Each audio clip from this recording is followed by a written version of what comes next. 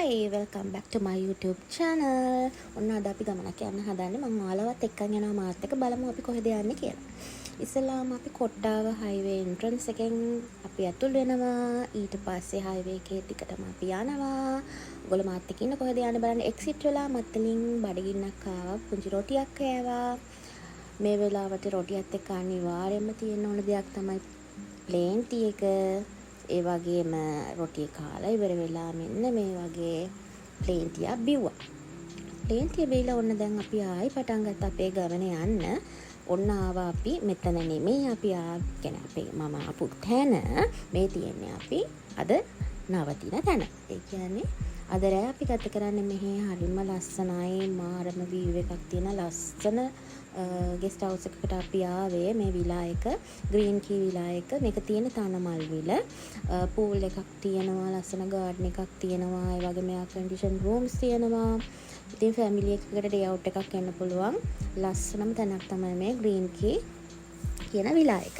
ඔයගොල්ලෝ අනිවාර්යෙන් තනමල් විලාවොත් මෙන්න මේ ගෙස්ට් හවුස් එකට මේ විලා එකට යන්න අමතක කරන්න එපා. ඊට පස්සේ මම පොඩ්ඩක් ඉතින් වටේ පිටේ ඇවිදලා කරලා බලලා ඔන්න අපි ගියා. අපි ආපු දිහාවට අපි ආවේ කතරගම කිරිවේරටයි කතරගම දේවාලයටයි. ඊට පස්සේ මේ තැන නම් කවදාවත් අමතක වෙන්නේ නැහැ. මම මේ අවුරුදු 20කට පස්සේ තමයි මම මේ කතරගම යන්නේ. හැමදේම ගොඩක් වෙනස් වෙලා.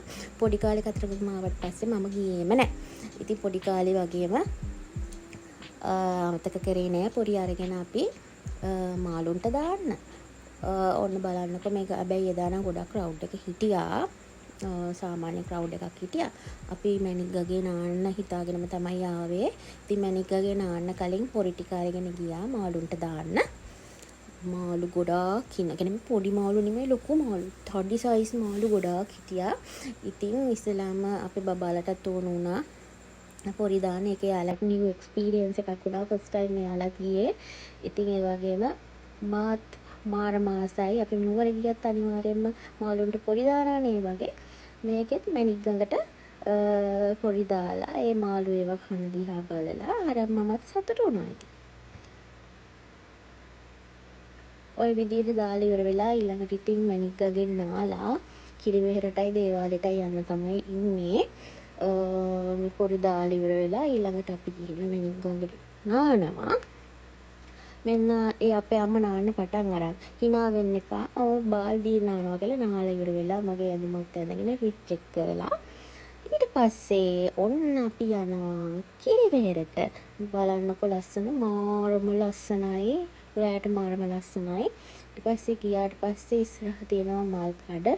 ඒ මල් කඩ වලට ගිහිල්ලා මොන මල්ද තෝරගන්න කියලා හිතා ගන්න බෑ. එච්චර ලස්සන රෝස මල් එක එක જાති මල් තියෙනවා. ඉතින් මං නෙළුම් මල් වලට තමයි මම කැමති. ඉතින් මං ගිහිල්ලා නෙළුම් මල් ගත්තා. නෙළුම් මල් අරගෙන නෙළුම් මල් 10ක් ගත්තා. නෙළුම් මල් 10 එතන 500යි. නමුත් දේවාලේ ගාව නෙළුම් මල් 10ක් රුපියල් 100ක් දුන්නේද. අපි ඉතින් මෙතනින් කියන නිසා මල් 500ක් දීලා ගත්ත එක ප්‍රශ්නයක් නෑ. ඊට පස්සේ මල් වල හැඩ බල මේ විදියට කිරිවෙහෙරට යනවා. පළතුරු වටියක් ගත්ත දේවාලයට අපිට ආයි එන්නේ නැති නිසා වාහනේ තියලා යන්න බැරි නිසා ඒකත් අරගෙනම තමයි කිරිවෙහෙරට ගියේ. පළතුරු වටියක් උස්සගෙන ඊට පස්සේ මේ විදියට හිමින් ඇවිදගෙන වටේ පිටාවේ ලස්සනත් බල කිරිවෙහෙරට අපි හිමීට ඇවිදගෙන යනවා.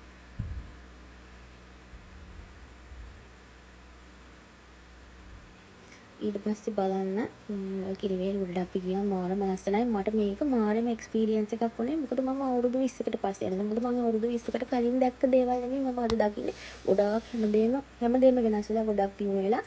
ඉතින් මේ මම මල් පූජා කරා. මල් පූජා කරලා ඉවර වෙලා වැන්දලා ඊට පස්සේ මම පළවෙනි පාරට තමයි දැක්කේ. මට මතක නැහැ පොඩි කාලේ දැක්කද කියලා. මෙතන තියෙනවා මෙන්න වගේ කිරිවෙහෙරට චෛත්‍ය රාජධානි වහන්සේ ආරක්ෂා කරන දෙවි කෙනෙක් කියලා. හැමෝම මේකට වඳිනවා මල් පූජා කරනවා. මම ඊට කලින් නම් වැඳලා නැහැ. මම ෆස්ට් ටයිම් දැක්කේ.